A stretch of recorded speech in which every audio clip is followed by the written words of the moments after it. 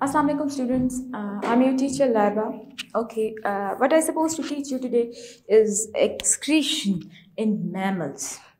So class, मैं आज आप लोगों को excretion and mammals के बारे में बताऊंगी. सबसे पहले मैं आपको excretion के बारे में बताऊंगी कि आखिर excretion कहते किसको हैं और excretion का मकसद क्या होता है और excretion किस तरीके से होती है. हर जानवर के अंदर जिस्म से खारिज करने वाला मवाद जो वो जिस्म से बाहर करता है, इस अमल को एक्सक्रीशन कहते हैं. एक्सक्रीशन काफ़ी इम्पॉर्टेंट पार्ट है ज़िंदगी का, जो ज़िंदगी को एक बैलेंस के साथ चलाए हुए है. इस वक्त मैं आपको जो प्रेजेंटेशन देने वाली हूँ वो है एक्सक्रीशन इन वर्टिब्रेट्स, यानी कि रीढ़ की हड्डी वाले ऑर्गेनिजम्स के अंदर जिस्म से खारिज करने का अमल कैसे होता है. हम लोगों के अंदर जो यूरिनरी सिस्टम है और इसके अलावा हमारे अंदर NH3 यानी अमोनिया बाहर निकलता है और नाइट्रोजीनियस वेस्ट भी, यानी हमारे अंदर बहुत सारी गंदगी भरी हुई है जो हम खुराक लेने के बाद अपने जिस्म से खारिज करते हैं. तो क्लास, मैं आज आपको एक्सक्रीशन इन वर्टिब्रेट्स के बारे में बताऊंगी. याद रखिए, जब भी आप मेरा लेक्चर लेंगे तो आप इस किताब का ज़रूर इस्तेमाल कीजिए, जो आपको मेरा लेक्चर समझने में मदद करेगी. Carbon dioxide, mineral salts, urea, certain uric acid, bile pigments and excess water are the waste product. इसमें आपको बताया है carbon dioxide, minerals, salts, urea, uric acid और बाइल पिगमेंट्स और वाटर, एक्सेस वाटर, जो हमारी जिस्म की खारिज करदा ही चीज़ें ये हैं जो हम एक प्रोसेस के ज़रिए अपने जिस्म से खारिज करते हैं. हमारे जिस्म में अलग अलग ऑर्गन्स, यानी अलग अलग ऑर्गन्स मौजूद हैं जो अपना अपना काम कर रहे हैं. The kidney is an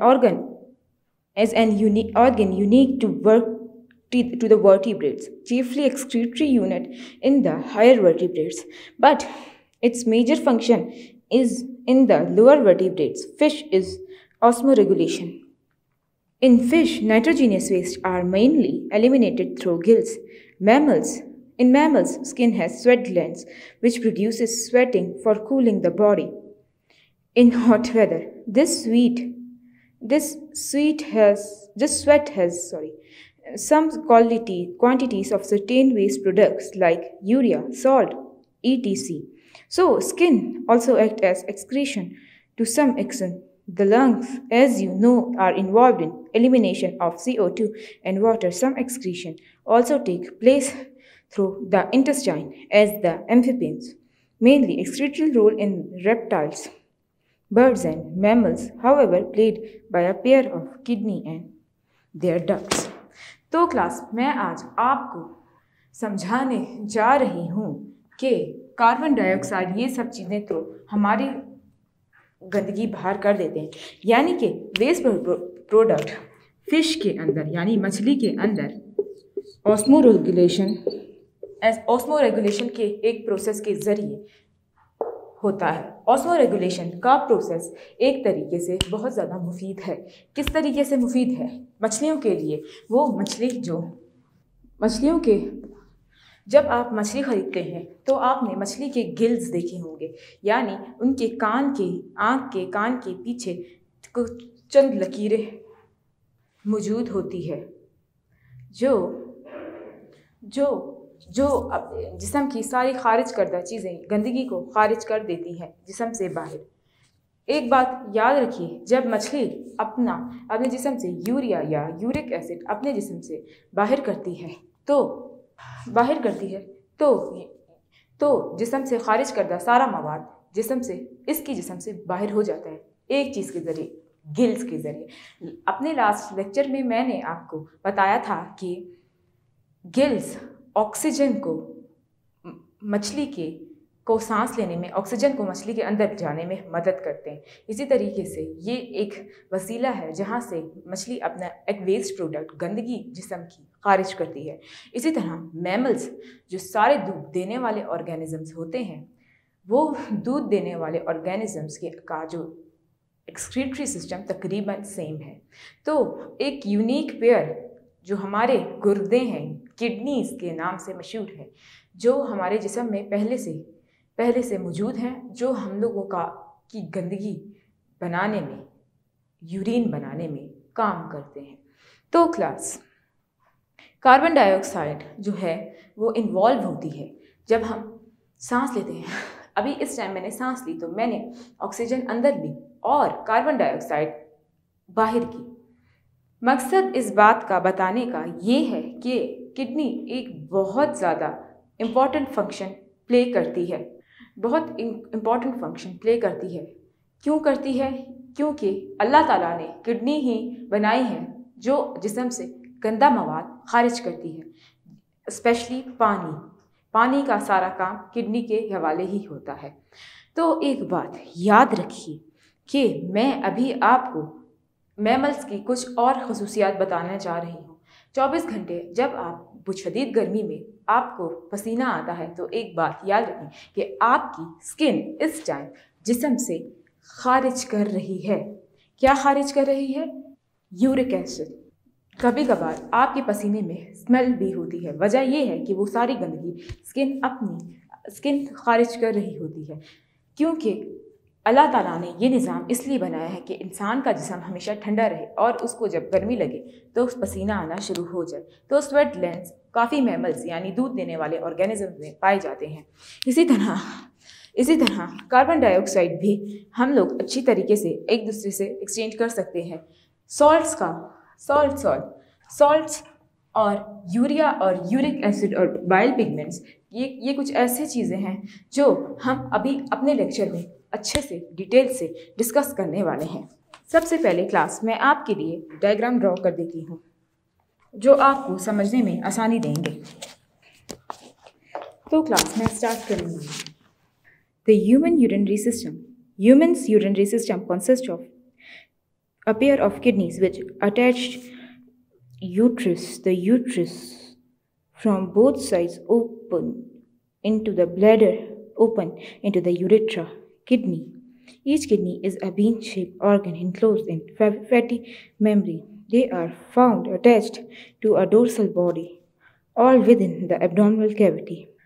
One on each side of the column of the vertebral column just above the waistline. The right kidney lies slightly anterior to the left concave side of kidney faces the vertebral column. The depression in the center of the surface is called hilus. It provides the space for renal artery. And nerves enter and leave the kidney.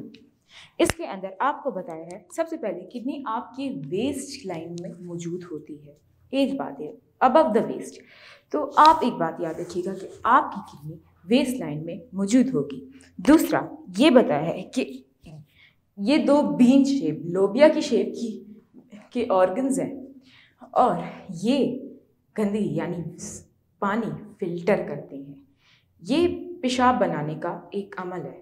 इसमें आपको एक तरीके से ये बताया है कि ये दो आर्टरीज जिसको रीनल आर्टरीज कहते हैं, मैंने आपको लास्ट टाइम अपने लेक्चर में हार्ट वाले लेक्चर में ये बताया था कि रीनल आर्टरी जो है वो ऑक्सीजनेटेड ब्लड किडनी को प्रोवाइड करती है। इसके अलावा यहाँ पे ये लार्ज वेन है जो डीऑक्सीजनेटेड ब्लड इससे कलेक्ट करती है। ये अरोट्रा है, ये डायरेक्टली अरोट्रा से आने वाली एक आर्टरी है। अच्छा, ये इसको आप इस टाइम के लिए फ़िलहाल के लिए इसमें आपको हिलस के बारे में बताया है। यानी कि ये दो किडनी पहले यूरेट्रा यानी यहाँ ब्लैडर में जहाँ पे गंदा पानी जमा होता है वहाँ पे इकट्ठा होती है और ये दोनों किडनी इसी ब्लैडर या यूरेट्रा या यूरेट्रस के साथ अटैच है, जो दो तरीके से ओपन हो रहा है। एक ओपनिंग इसकी ये है, एक ओपनिंग इसकी ये है। तो आपको एक बात याद रखना चाहिए कि आपकी किडनी यूरेट्रा के साथ कनेक्टेड है। आपकी किडनी में दो दाने बीन शेप ऑर्गन्स हैं इसके अलावा ये आपको ये भी पता होना चाहिए कि ब्लड प्रोवाइड करने की एक आर्टरी और एक वेन मौजूद है। The longitudinal section of the kidney shows that immediately that mainly consists of the outer dark region. The outer dark region, the cortex, the inner pale red region is known as medulla. यहाँ पे इसमें ये बात बताया है कि इस पे सबसे पहले अगर आप इस एक बकरी की किडनी को उठाया हो तो आपको पहले उस पे एक मोटी सी परत मिलेगी चर्बी की, फिर उसके बाद ये नीचे ये 2 किडनीज मौजूद होंगी और यहाँ पे इसके ऊपर चंद निशान होंगे, एक मेड्यूला कहलाएगा और एक कॉर्टेक्स कहलाएगा। तो एक बात याद रखिए, मेड्यूला और कॉर्टेक्स किडनी के ऊपर वाली सतह के पार्ट्स हैं जिसको डिवाइड साइंटिस्ट ने पहले से किया हुआ है। Medulla consist of several shaped areas pyramids. यहाँ पे मेड्यूला जो है बहुत मेड्यूलाज मिल के इनके पास एक पिरामिड शेप की शक्ल होगी जो यहाँ पे बनी हुई है। तो वो पिरामिड शेप की शक्ल को हम लोग मेड्यूला कहेंगे। पिरामिड शेप मेड्यूला की पिरामिड शेप्स को हम लोग पिरामिड्स कहेंगे, याद रखिएगा। इसके अलावा इसमें pyramids project into a funnel like shape present in the centre of concave service of kidney like renal pelvis. इसमें रीनल पेल्विस के बारे में बताया गया है। रीनल पेल्विस जो है ये 2 आर्टरी को मिला के रीनल पेल्विस बनता है जो ब्लड किडनी तक प्रोवाइड कर रही हैं। The tube-like structure ureter originated from the renal pelvis extend to the bladder। इसमें ये बात बताई है कि ये ब्लैडर है और इसके पास यूरेट्रा यानी ट्यूब लाइक शेप पहले से इधर मौजूद है। याद रखिए, मैं आपको इस टाइम यूरिनरी सिस्टम पढ़ा रही हूँ जिसका इंटरनल स्ट्रक्चर, अंदरूनी स्ट्रक्चर हमारे जिस्म का यूरिनरी सिस्टम का जिस्म से पानी खारिज करने का निज़ाम इस तरीके का है और हमारे पास 2 बीन शेप की किडनीज अंदर से पहले से मौजूद है। Each kidney is composed of large number of tiny tubules, urinary और nephrons। तो क्लास अभी ये इस टाइम आपको इंटरनल स्ट्रक्चर ऑफ किडनी का बता रहे हैं। एक किडनी को 2 हिस्सों में काट के फिर ये स्ट्रक्चर मिलता है। तो क्लास इसमें ये बात बताई है कि the large number of tiny tubules and the urinary tubules, nephrons, each nephron further consists of long excretory tubule, a cluster of capillaries known as glomerulus, a network of capillaries which surrounds the tube is closed at one end and enlarged in the cup shape called the Brownman's capsule. The Brownman's capsule surrounds the capillaries of glomerulus. It is collectively renal capsule. The tubular part of the nephron much longer originate from the Brownman's capsule. This is the single cell thickness. Its first portion is twisted upon itself a very complex way. The next portion is quite strange U-shape called loop of Henle. The name after the scientist who discovered it. The large portion of the tubule is again convoluted and its joins with last portion of several other nephrons are anatomically open into larger duct and collecting duct. So class, what they are saying in this book, मैं इनकी ज़बानी बताती हूँ, मैं अपनी ज़बानी बताती हूँ। असल में ये बात थोड़ी सी मुश्किल है, इसलिए आपको समझने में थोड़ा मुश्किल रहेगा। यहाँ पे आपकी बुक में एक डायग्राम ब्राउनमैन्स कैप्सूल बनी है। इसमें ये बात बताई है कि ब्राउनमैन्स कैप्सूल कहते हैं किसको है। मैंने आपको कैपिलरीज के बारे में बताया था। कैपिलरीज जो एक सेल तक खून पहुंचाती हैं और खुराक का अमल भी इसी के ज़रिए ही जाता है। कैपिलरीज का एक बड़ा सा झुरमट मिक्स होके ब्राउनमैन्स कैप्सूल बनाता है। ब्राउनमैन्स कैप्सूल को अच्छे तरीके से इंटरनली बहुत अच्छे तरीके से डायग्नोस किया गया, बहुत अच्छे तरीके से देखा गया, बहुत अच्छे तरीके से उसको माइक्रोस्कोप की इलेक्ट्रॉन माइक्रोस्कोप के ज़रिए ये दरियाफ्त हुआ कि इसमें एक लूप ऑफ हीनल यानी यू शेप कुछ मौजूद है। ये इसके अंदर का स्ट्रक्चर है। 2 हिस्सों में काट दिया उसको, किडनी को, गुर्दे को, फिर उसके अंदर ब्राउनमैन्स कैप्सूल का दरियाफ्त हुआ। द ब्राउन वेन्स कैप्सूल बहुत सारी कैपिलरीज का मिक्सचर, एक बड़ा सा क्लस्टर बन के आपके सामने आया है। इसके अलावा मैं आपको ये बात बताना चाहूँगी कि ये अंदर से किस तरीके की होती है। अंदर इसके नेफ्रॉन्स यानी धागे, सीलिया मौजूद होते हैं। बहुत सारे धागे मौजूद होते हैं जो बालों की तरह होते हैं, जो फिल्टर करने का काम करते हैं। गंदगी यहाँ पे ही साफ़ हो रही होती है कि पानी में कौन सा कोई गंदा मवाद आ गया है, तो उसको साफ़ करने का अमल इधर ही होता है। तो क्लास, इसमें मैंने आपको काफ़ी कुछ बता दिया। इसके अलावा इसके अंदर काफ़ी कुछ प्रोसेसेस हो रहे होते हैं। ये इसके बालों में जब सब कुछ खारिज हो जाता है, गंदगी बाहर निकल जाती है, तो ये एक बाइल पिगमेंट बनाते हैं जो फनल के ज़रिए ये यूरेटर में से बाहर निकल जाता है। इसमें यूरेटर भी मौजूद है। इस वक्त मैं आपको इसका फंक्शन नहीं बता रही क्योंकि हमारा नेक्स्ट टॉपिक बेसिकली है ही फंक्शन के ऊपर डिपेंडेंट। तो क्लास, ये देखें, फनल शेप कैविटी यहाँ पे मौजूद है। इस टाइम मैं आपको किडनी की लोकेशन, किडनी के अंदर क्या क्या चीज़ें मौजूद हैं, उन सब के बारे में अवेयर कर रही हूँ। अगर आपको ये बात याद हो जाती है तो आपके लिए आगे के 2 टॉपिक समझना बहुत आसान है। याद रखिए, इसमें नेफ्रॉन्स भी मौजूद होते हैं, इसमें ब्राउन वेन्स कैप्सूल भी मौजूद होती है। याद रहे, किडनी के अंदर रीनल आर्टरी और रीनल वेन का गुजर होता है। रीनल आर्टरी, रीनल वेन वो वेन और आर्टरी है जो ऑक्सीजनेटेड और डीऑक्सीजनेटेड ब्लड प्रोवाइड करने का काम करती हैं। इसके अलावा मैं आपको फंक्शन ऑफ किडनी पढ़ाना चाहूँगी। The main function of the kidney is urine formation, which take place in 3 steps. In first step, the process of pressure filtration take place in the renal capsule due to the blood in glomerulus. The part of the RBC's plasma protein is filtered. The brown veins filtrate mainly consists of salts and glucose, urea, uric acid dissolved in water from the glomerulus.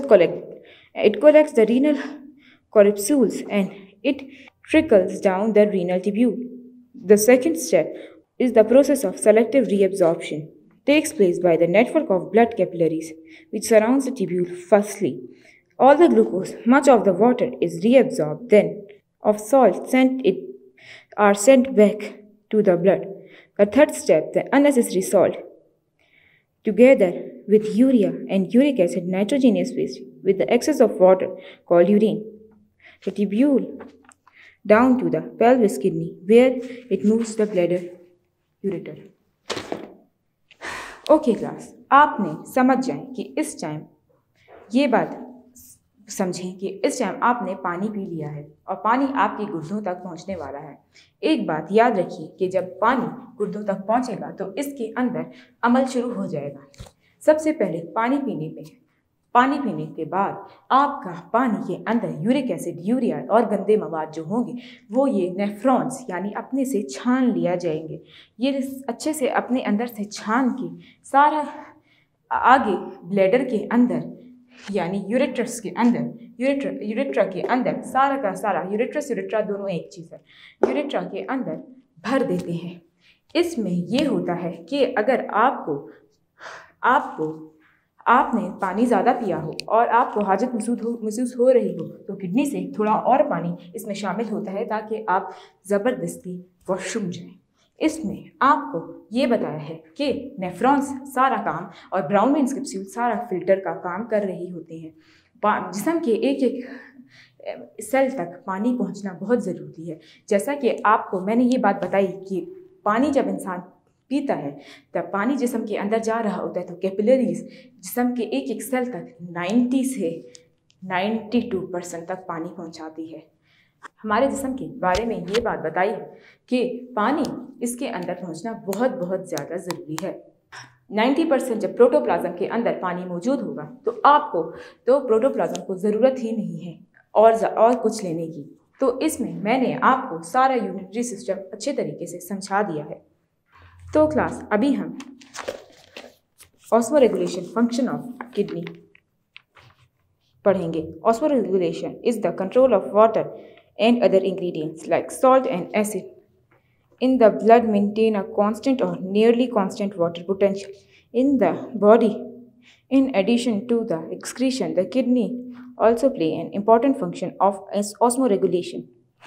If the blood contains too much water, then a small amount of water is reabsorbed from the renal tubules and more water is left to enter the bladder. This when a large volume of diluted urine is produced and a human body gets rid of extra water. Salts and uric acid. The blood is much concerned. More water is absorbed back to the blood from the kidney tubules and small quantity of concerned urine is produced. The message for drinking more water is sent to the hypothalamus. The thus center the brain to restore the body consistency, normal concentration. Above the mentioned regulatory process is collectively called osmoregulation because they regulate osmotic strength of the blood. The kidney also regulate the acid-base balance of the body. Class हमारे जिस्म में acid base का एक system है जो kidney संभालती है। इसके अलावा इसके अंदर बहुत कुछ बताया है। मैंने ये बात आपको पहले ही बता दी कि अगर आप वॉशरूम ना जाएं और पानी पीते रहें तो अक्सर आपको अचानक से हाजत महसूस होने लगती है। क्योंकि आपकी किडनी जानबूझ के आपको गंदे वेस्ट से दूर रखने के लिए अपने जिस्म का थोड़ा सा साफ पानी डाल के आपको हाजत महसूस होने पे मजबूर कर देती है ताकि आप अपनी बॉडी के गंदे मवाद से फारिग हो जाएं। और इसमें ये बात भी बताई गई कि आपकी किडनी में बहुत कुछ मौजूद होता है। किडनी को साफ़ सुथरा रखना बहुत ज़्यादा ज़रूरी है। इसीलिए जब हाजत महसूस हो जाती है और आपने अब सारा मवाद अपने जिस्म से खारिज कर लिया होता है तो किडनी के अंदर एक और चीज़ प्रवेश आती है।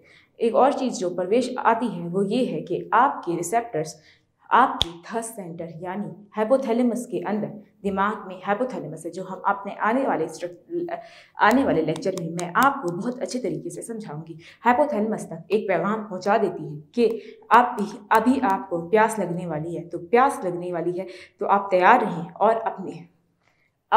और जाके पानी पी लें। तो इसीलिए इसी तरीके से आपको प्यास लगने का अमल प्रवेश आता है। तो इसीलिए किडनी का इस्तेमाल होता है। पूरा लेक्चर मैंने आज किडनी पे दिया जो बेसिकली बहुत इंपॉर्टेंट स्ट्रक्चर है। याद रखिए कि किडनी बहुत इंपॉर्टेंट काम करती है जो जिस्म के खारिज होने के अमल में आता है।